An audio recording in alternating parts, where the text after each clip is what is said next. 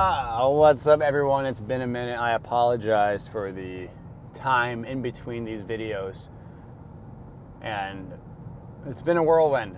Cutting straight to it, I got back from the TBT. We lost in the semifinals August 3rd. Was that a week and a half ago? 2 weeks ago? It's been an absolute chaotic time period back home.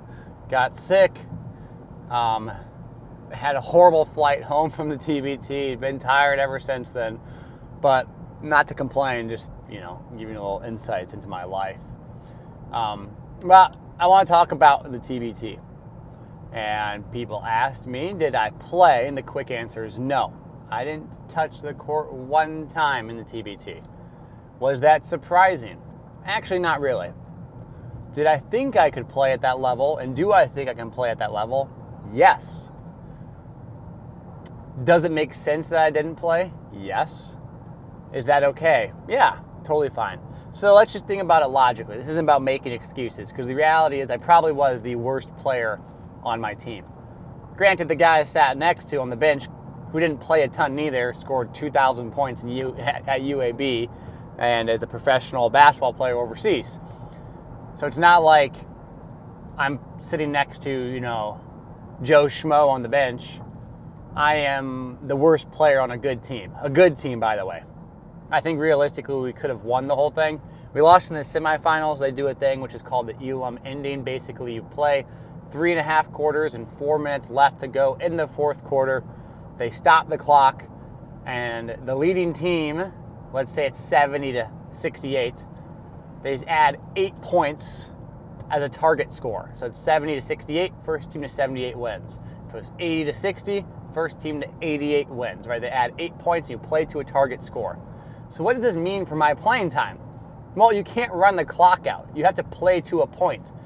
And so in order to get into the game, there's not going to be like, oh, there's a minute and a half left. We're up 11 or 12. We can, or even 15. We know there's only a couple possessions left. Let's put Max in. He can get some look and whatever to see if he can play. So it removes that aspect of it. Makes the games very fun, but the reality is it removes any sort of like bonus minutes you get as a player who otherwise wouldn't get those minutes. Second aspect of that is in a game where you're playing for $1 million and professional athletes have flown to play in this tournament and on your team, and you're playing for $1 million, and if you lose, you go home. The more games you win, the less likely you are to play other players because the games become closer. And because it's one and done, every game is of equal significance.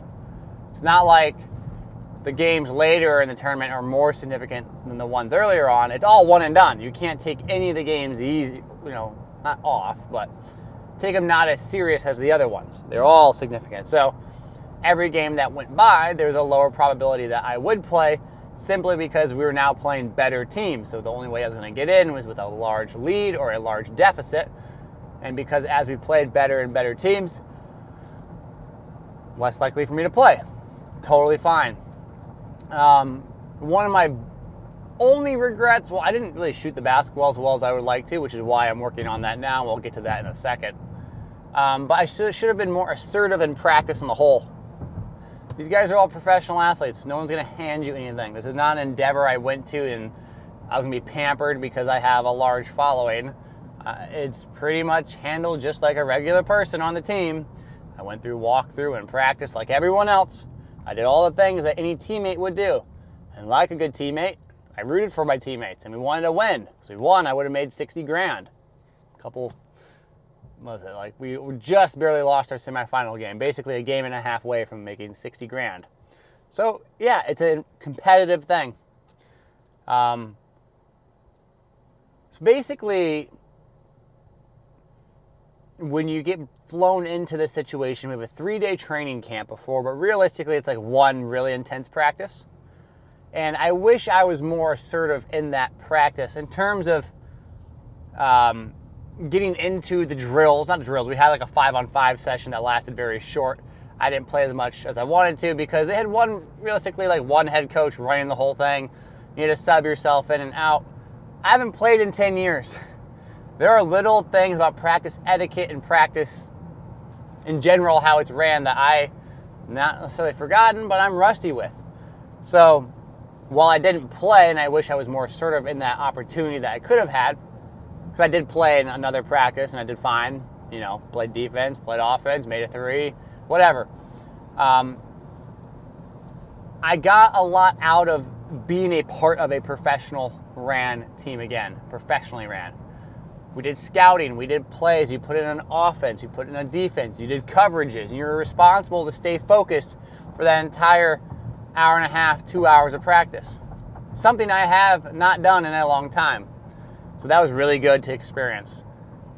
It's those little things that get you more comfortable in a setting, because the more comfortable you are in a setting, then the more you can worry about playing basketball and less about, am I comfortable or not? So going forward, that's an obvious plus that I got from that situation. There's no regrets from it. I enjoy it immensely.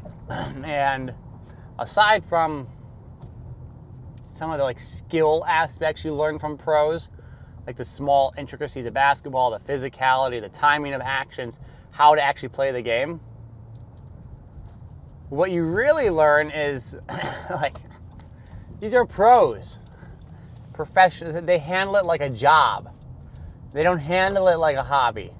So the guys on the bench I was with, no one sat there and pouted. Every player was engaged in the game, ready to go into the game if called upon. Calling out plays, looking at coverages, trying to add value to the team. No one pouted. No one was why not me, or why me, or woe is me, or whatever you want to say. And that goes for practice, and it goes for preparation as well. So while I didn't play, I had other guys who were there who didn't play that much neither, and they were willing to put in extra work after practice, extra reps, all the stuff you expect a pro to do. And they did it in a way with intention, and they were deliberate about it, and they didn't BS around, because they're a pro. The only regret I have, I said no regrets, there's one regret. I wish I could have played more. This isn't even an aspect of the TBT. I wish we had more scrimmages in practice so I could have gotten footage. Because that's the big issue I'm at right now. I'm looking for teams, I'm looking for an agent, I'm looking for representation. I would love to play in Australia, NBL 1. It's a summer league. It's not super long in length. It'd be wonderful for my family and myself. I'm confident I can play at that level. The CEBL in Canada is another option. Both wonderful times of length for a professional endeavor. The hurdles I run into are hey, can you send film? Can you send highlights? Can you send whatever? I haven't played in 10 years. It's I'm going to send them a 22-year-old me playing at college. I'm not sure that would do anything. Maybe it would, if I think about it, but it probably wouldn't. Because I'm more athletic. I'm a different player now. It's tough. But the solution to this right now is to film 5-on-5. I'm putting together a package where I'm going to do some of the NBA Combine stuff, so they have a standardized test to look at how I shoot, how I move, how I jump, how I run. Then I'll put together a 5-on-5. Even it's going to be scrimmages, man. It's going to be is what it is. Package where it's shots off the move, passing, some full game clip of open gym or pickup, just anything. Because I'm trying to use my platform to get myself a position in. I know this is the hardest part of it. One of the hardest parts. I said this from the very beginning. Get good enough to get noticed, and then get noticed are two different things. And I feel like I'm pretty close to getting good enough to being noticed. I am good enough to play. But now I'm close to getting noticed in terms of getting in front of someone, but I do need an agent, I feel like. So that's where I'm at now.